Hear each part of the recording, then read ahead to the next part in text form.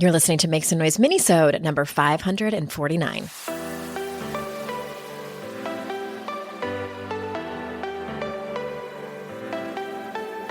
Welcome to Make Some Noise Podcast, your guide for strategies, tools, and insight to empower yourself. I'm your host, Andrea Owen, global speaker, entrepreneur, life coach since 2007, and author of 3 books that have been translated into 18 languages and are available in 22 countries. Each week, I'll bring you a guest or a lesson that will help you maximize unshakable confidence, master resilience, and make some noise in your life. You ready? Let's go.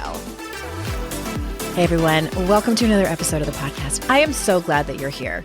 Thank you for being here with me, and thank you for joining me every week. I hope that you like these minisodes. I really enjoy making them for you. It's sort of weird to not have someone on the other end that I'm riffing with. I just pretend I'm talking to you and that I happen to be dominating the conversation. But if you were really here, of course I would let you get a word in. Today, I'm actually talking about a listener topic. One of you submitted, a lot of you submitted several topics when we did our listener survey, which I'll probably do one again next year, but we did it earlier this year. It's 2023, by the way, if you're listening to this in the future. And I asked you all sorts of different things. And one of the things was, what kind of things do you want me to talk about? And one of you so generously gave me the topic of grieving changes, like kids aging and experiences you thought you'd have by a certain age. Oh, do I know both of those? And I feel like that was such a relevant and relatable topic. So I'm going to talk about it. And of course I have some notes. I wouldn't say it's a step-by-step process, but it's definitely some bullet points of things that will hopefully help you kind of go through that journey of grieving those kinds of changes. Before I jump into the topic, I wanted to remind you that if you want, I still have some copies left. If you want a personalized signed copy of one of my books, personalized with your name on it, I'll write you a secret personal message. Well, you give me the message, so it's a secret between you and me. And if you want one of those, head on over to AndreaOwen.com/links. I almost forgot for a second. I had a little bit of a brain freeze. AndreaOwen.com/links. That's where you can find really everything or most things. And that link will be in there for you to grab your copy. All right? All right. Let's get into it. I feel like it doesn't get talked about enough, the grief around life transitions and life changes. Partly because it's just it's just a part of life, right? We have these big changes and you just deal with it. You just roll with the punches.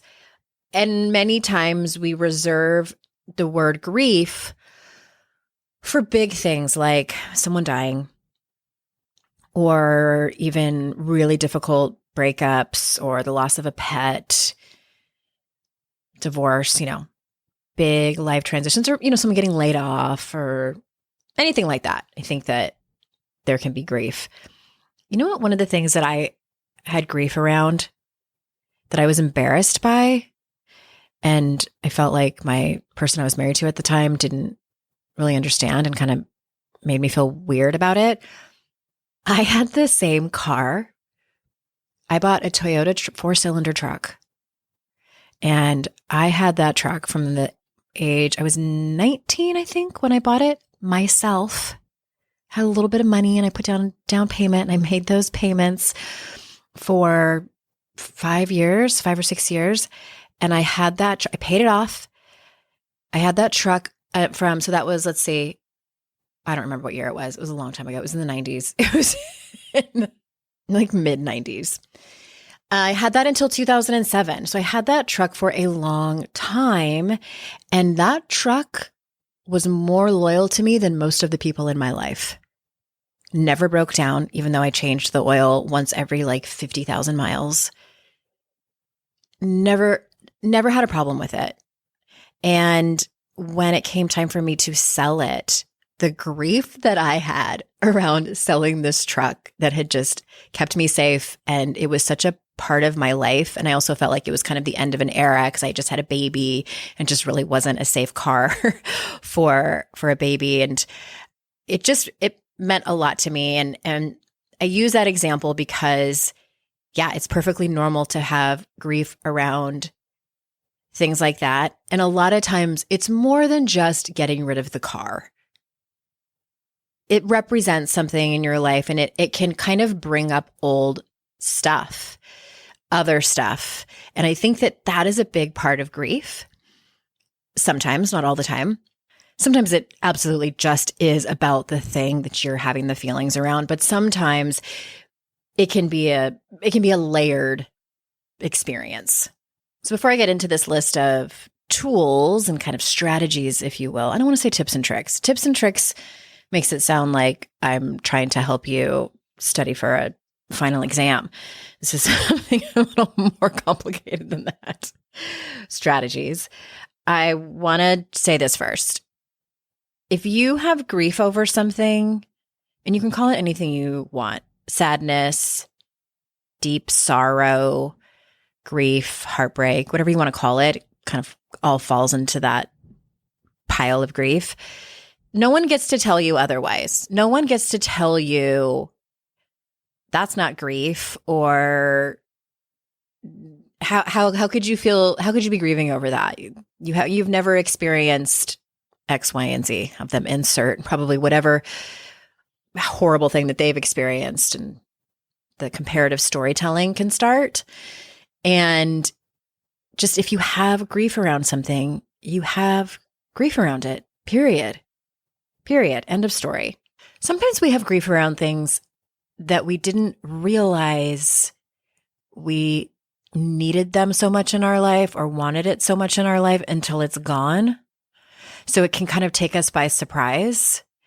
Sometimes grief can have us feeling lost. And sometimes you can have grief around something and you don't want it back.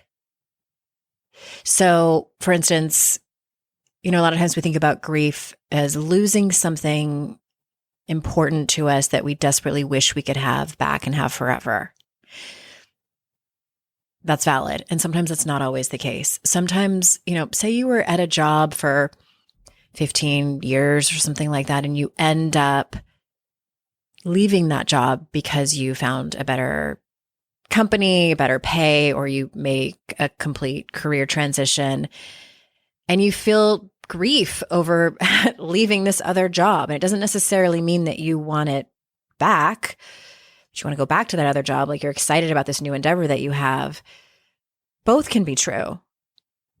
It's the same with, I think this comes up a lot in relationships, especially when you are the one to make the decision to go, or it's a mutual decision where both things are true. You can know deep in your inner wisdom that it's the right thing to do to move on from the relationship, but also feel deep sorrow and grief and sadness over leaving the relationship behind. It doesn't have to be black or white, one or the other. And I think that goes for all emotions, and not to get too far off on a tangent. But one of the things that's been helpful for me to learn in learning how to process my emotions and having more emotional agility and intelligence is to know that many different feelings can happen at the same time, or sometimes you go back and forth between them. Sometimes they revisit you like old friends, just when you thought you were done. Okay, so I've come up with this list of 4 strategies that I think might be helpful. And the first one may seem super obvious, and I've kind of mentioned it already in this introduction, but acknowledge the grief. Don't dismiss it.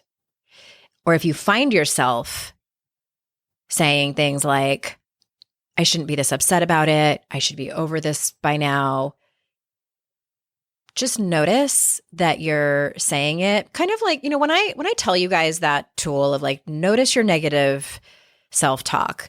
It's sort of like when meditation teachers talk about when you're practicing a meditation, when you're practicing meditating and your thoughts come in, just notice them like clouds passing in the sky. Like there's some clouds.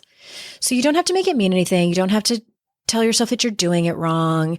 You don't have to follow the clouds, but you also don't have to beat them out with a broom. No, just notice. Acknowledge if you are judging yourself for having the grief, and understand that whatever your feelings are, they're just your feelings. They're just feelings. It's just, as I always tell you guys, it's your body's way of taking care of itself.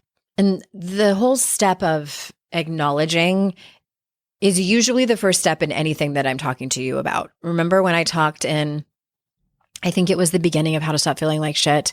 I'm sure you all remember because you have it memorized like I do. No, I don't even have it memorized. But when I gave that metaphor of walking into a kitchen the night after you have a party and trying to clean it up with all the lights off, and you have no practice doing this before, like it would be a whole lot easier if you turn the lights on to be able to see what you need to clean up. And that's the same with most of the personal development tools and strategies that I give you. Is like you have to acknowledge what's there. And sometimes that can be the hardest part. It's just like looking at all the stuff. Okay. So acknowledge it. Around the topic of acknowledging it, I want to emphasize that, this person suggested the topic of specifically grieving changes, which I think many times the type of grief around changes are things that we weren't expecting. I made a social media post. I posted it on TikTok and Instagram. If you want to go back and look for it, it is, when did I post it? Probably my son's birthday, August 11th. And I talked about how strange it is to have these birthdays, especially I think as your kids. I have found them to be a little bit harder, for those of you who are parents, maybe you can relate. The more they get into their teens and like the countdown begins of how much time I have left with them. Generally speaking, who knows? I may have a kid who's at home until they're 27. You never know. But one of the things that sort of took me by surprise in terms of parenting and all these sort of milestones that our kids hit, I had grief around my kids losing their baby teeth, especially the first few baby teeth, because I feel like when children start to grow in their adult teeth, it changes their whole face. And when I look back at pictures, my daughter's kindergarten picture hangs on our refrigerator, and she's got her baby teeth in the picture, and their teeth are just so tiny, and they're just like, they have these little kid teeth, little baby teeth. And once they lose them, it's like, oh, your whole face is different. Like these are the grown up teeth that you're going to have for the rest of your life. And you only get that set of adult teeth. For some reason, that was something that I had grief around. And at the time it felt kind of silly, but what I would go back and tell my former self is like, yeah, it's legit. Your grief is legit.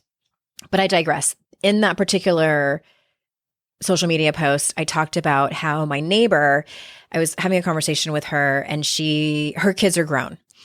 And she said one of the things that she kind of didn't realize when her kids were younger is how short of a time it is that you're going to have a relationship with your children when they are young, and that the majority of the relationship that you have with your children is when they are adults. That's going to be the majority of it. And it's things like that you just don't think about. You just don't think about it, and because you don't have to until you are in it. And then sometimes it's too late. And I just don't think there is a way for us to avoid the feelings of grief around our children getting older and not being children anymore. I think it's just part of parenting. And even if you're not parents, if you're an aunt or if you are an honorary aunt, there's still grief around that. So I just want to, again, just acknowledge that. I'm going to take a quick break. And when I come back, I am going to do the last 3 strategies.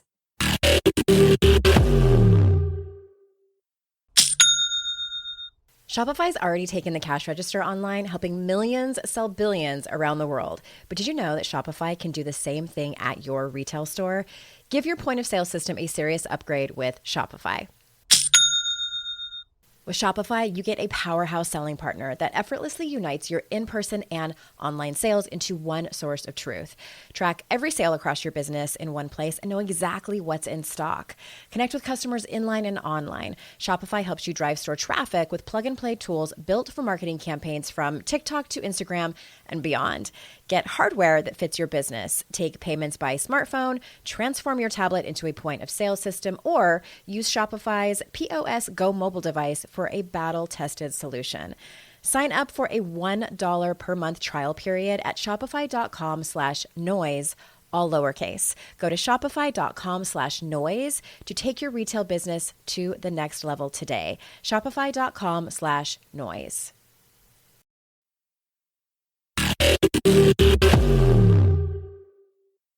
All right. The second one is directly related to the first one, and that is feel whatever you feel. Don't make yourself wrong for it. And allow those emotions to come and know that they may circle back around over and over again. I think sometimes when we go through something difficult and we have grief around it, we're like, and then the grief starts to subside. You're like, well, I'm glad that's over. And then something else kicks it up. I mentioned in my Instagram stories that, or no, I made an Instagram reel about it, how what's interesting to me as I walk through this divorce, and this didn't happen to me the first time I got divorced. I love saying that. Like I've been divorced like 5 times, but this time it's kicked up some of my stuff around when my parents got divorced 30 years ago. I mean, not a lot, but a little bit. And it's just sort of surprising. And I think a long time ago, I would have made myself wrong for it and been like, that's stupid. That happened so long ago. Like, why would I even think about that? That's dumb. But like, no. The emotions circle back over and over again. It was a hard time in my life. My inner teenager still has some layers about it. So again, feel whatever you feel. Don't make yourself wrong for it. And know those emotions may circle back over and over again. That's why they call it the grief cycle. Not the grief line. It's not linear. It is sometimes messy. Okay, here's the third one, and this is my favorite. I'm going to probably spend a little bit of time here. And I really want to point to what our listener said in her example when she said grieving changes like kids aging and experiences you thought you'd have by a certain age. Because do you think that I thought I would be here at 48, getting my second divorce? My life is a little messy, which I'll tell you more about that later. For legal reasons right now, I cannot.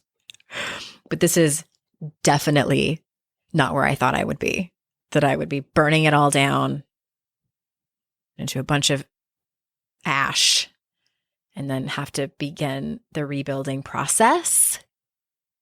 No. So I'm with you. I am in that place of didn't think I'd be here at a certain age. And so here's the strategy. And I'm going to be very transparent here when I tell you what I'm about to talk about. I'm leaving you in such suspense.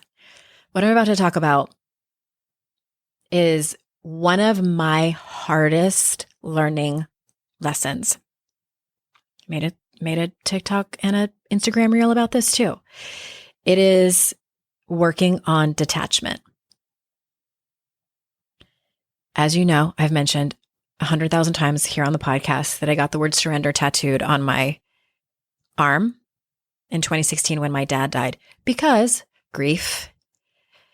Because I realized that I don't like to surrender. No, ma'am. I like to have an itinerary. I like to have certainty. I like to have a schedule, if you will. I like to be attached to outcomes. I especially am attached to those outcomes being in my favor and going the way I think they should go. because I like to be the boss of my life and I think I know what's best. I also many times think I know what's best for everyone else. That's when I really get in trouble. And that's called codependence. But we're not talking about that. We're talking about working on detachment. Because many times we feel like if we have this or if we have that, if we have this job or that relationship or that kind of child or that amount of money, that type of house, it will make us happier, it will make us more fulfilled, and it will make us more successful. And I'm not talking about like, making enough money so you can survive and feed yourself and your family and house yourself. Like, of course, all of that. But I think beyond that, we tend to get attached to certain things so much that when life throws us a curveball, an experience that we didn't see coming, or maybe that we even did see coming, we just didn't realize how hard it was going to be, or maybe we did, whatever. When we get thrown these experiences that we don't have control over, where we have to just ride it out, I don't know about you guys, but damn, I go kicking and screaming. And what's interesting, as I'm in this place right now, I think back to my life in 2006. And I've told you this story again 100,000 times. Those moments in your life, and maybe they're not moments, they're like big chunks of time where there was a before and an after. So, for many of you, that could be 9/11, that could be any number of major life transitions. For me, it was definitely 2006 when I got divorced the first time and then had another horrible relationship after that and found myself burning it all down and starting all over. And then 2016 when my dad died. Those are 2 years that definitely there was a before and after. And here I am in another one in 2023. And it's interesting because I look back, especially if I think about 2006, and I'm like, yeah, that was rough. That was the roughest year I had up until that point. And I know I got through it. I know it wasn't easy. I even know the strategies that I employed at that time, given the very few personal development strategies that I had. And I was not an evolved human. That was like the very big, I was a baby personal development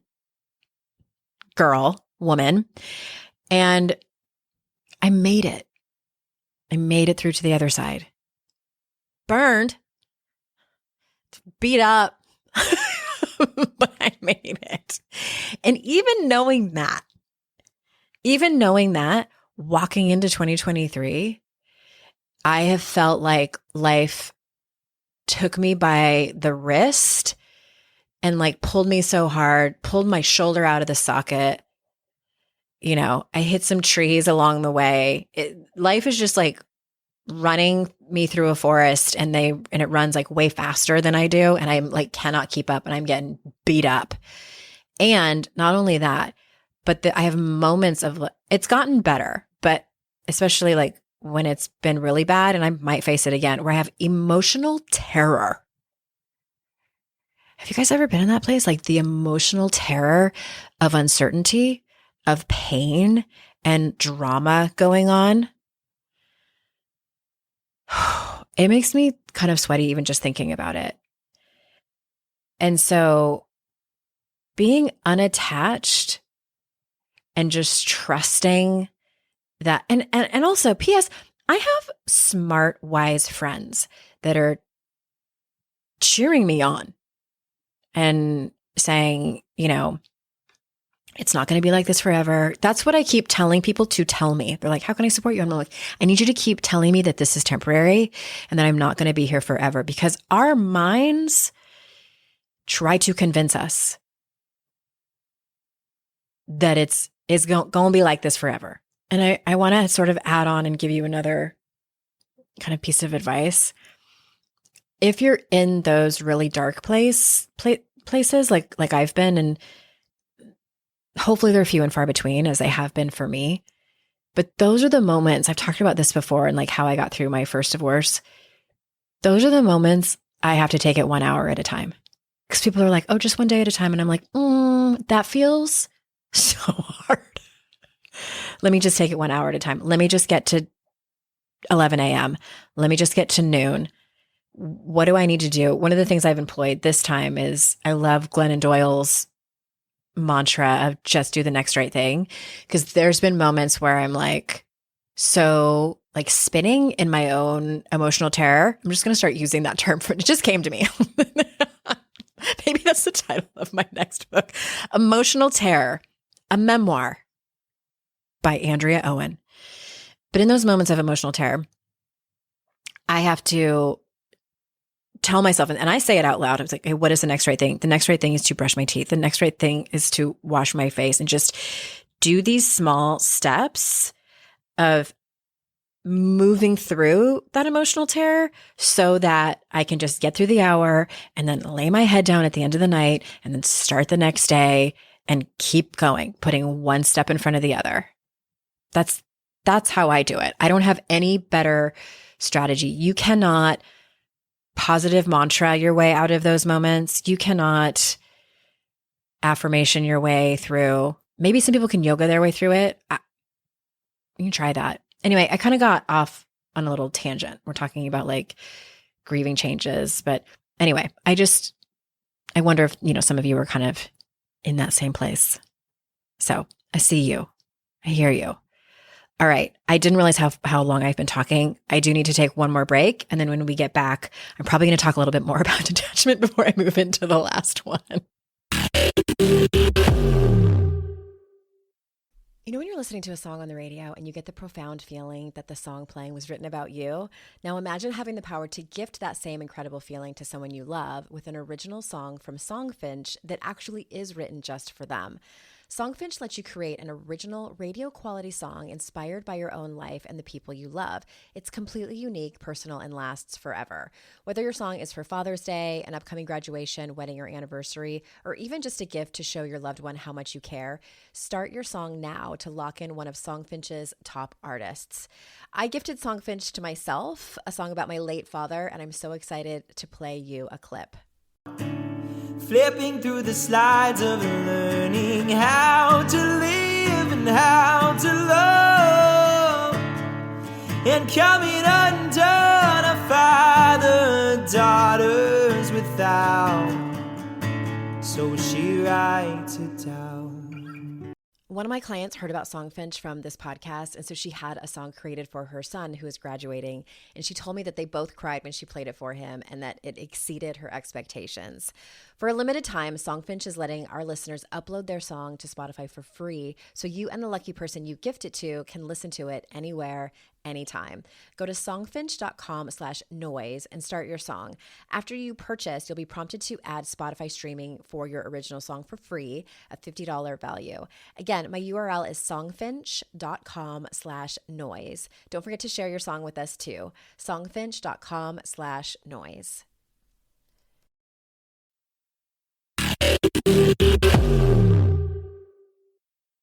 I just want to really reemphasize how hard it can be, especially for high achieving, anxiety prone women, to be detached, to surrender, to just let go and ride it out. Another thing that I do that's been a little bit helpful, and I cannot do this in moments that are acute, where I'm really in it and it's raw, but taking a step outside of it is I'm able to try and get curious about it. What is it about this that's so hard for me? What is it about this that's so terrifying?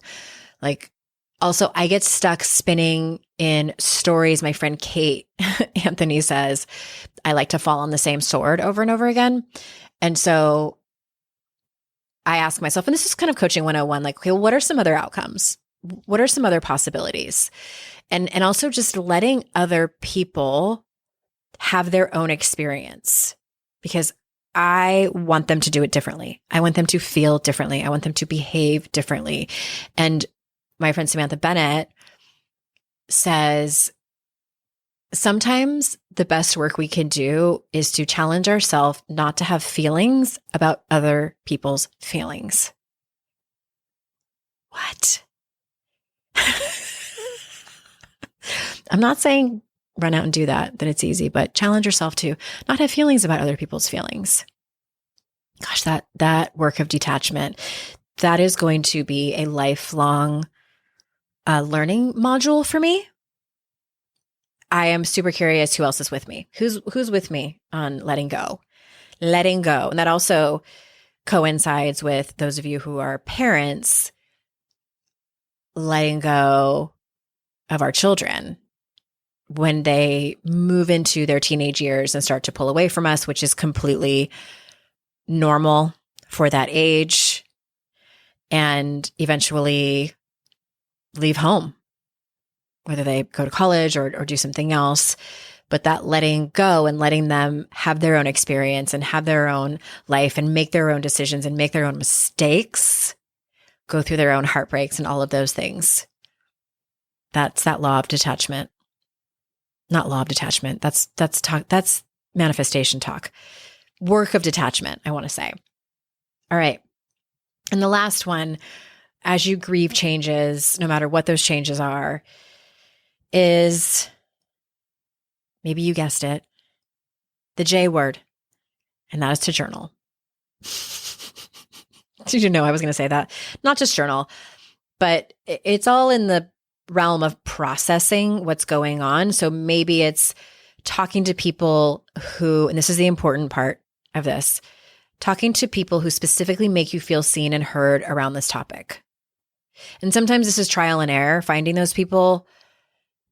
Sometimes we reach out and we seek solace from people who either continuously or sometimes disappoint us and can't or won't show up for us emotionally the way that we need them to. And I just want to acknowledge how hard that is. And sometimes you're in such an acute place, you don't have the capacity and the patience and the compassion to help them help you. You know, I talk about teaching people how to support you and like having those conversations. Having that conversation with someone usually isn't great to do when you are in it. I like to say when you're in the weeds and the weeds are on fire.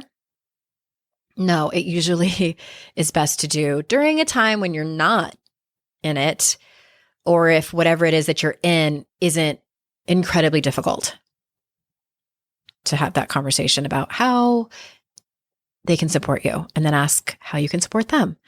So it's okay if you don't have the capacity to help someone help you in those moments. So it's best to look for people who have been at least mostly consistent. And maybe you preface the conversation with what it is that you need before you talk about it. Or maybe it's your therapist, which is usually a great bet. And many times it's your journal to get the feelings out. I know personally, I can't make sense of things until I write it out. And throughout this thing, I've sometimes had to force myself to journal. Partly because it's so fucking painful. I don't want to write about it. I don't want to write about my feelings. It's hard enough having them live inside me. It's hard enough having this emotional tear course through my body. And now I have to write about it. I have to type out my feelings and type out the words and make them tangible and real. But I force myself to do it. And you know what? It always helps. I think because it allows us to, and you can look at this in a couple different ways. Some people look at it as making art out of their pain, or some people look at it as articulating what's going on in their head and in their body, even though you're writing about it. But you never know what could come up when you start journaling. And it can look any way that you want it to. It can be stream of consciousness. It can be writing letters to the people who are involved in your grief. It really could be however you want. And sometimes journaling is just a sentence and just see what happens. If you're having a really hard time committing to it or even starting, just commit to one sentence and see what happens. And you can easily Google journaling prompts for grief. to get you started, because some people freeze when it comes to journaling. Like, I don't know what to say. There's so much to say, but you don't know where to start. Just do a quick Google search of journal prompts for grief. You can even be more specific. Journal prompts for grieving changes. You can get as specific as you want. So thank you so much for being here. Again, this ended up being a little bit longer than I had anticipated. But thank you for joining me, not just on this Minisode, but just for life in general. I cannot believe I've been doing this for over 10 years, 10 and a half years. And many of you have been with me the whole time. So I am deeply honored that you choose to spend your time with me, more than I could ever express to you. And remember, it's our life's journey to make ourselves better humans and our life's responsibility to make the world a better place. Bye for now. Hey, did you know there's free secret podcast episodes waiting for you that are not part of my regular podcast feed? Yes, AndreaOwen.com/free. And you just sign up. You get a link sent to you. It's very secret. It's like a secret club. We don't have a secret handshake. Don't worry about that. But it's these motivating podcast episodes that I made for you. They're under 20 minutes each. There's 3 of them. They're for wherever you are in your life. So head on over there and grab them. They range from really supporting you and seeing you where you are and being compassionate, all the way to giving you a giant kick in your ass and telling you how amazing and gorgeous and phenomenal you are. So AndreaOwen.com/free and get your hands on that free podcast feed.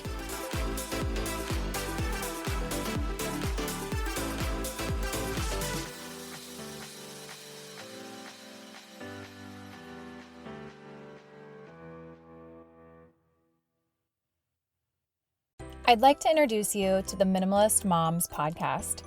It's hard enough being a mom, and the last thing you need is stress from too much stuff and an overcrowded schedule.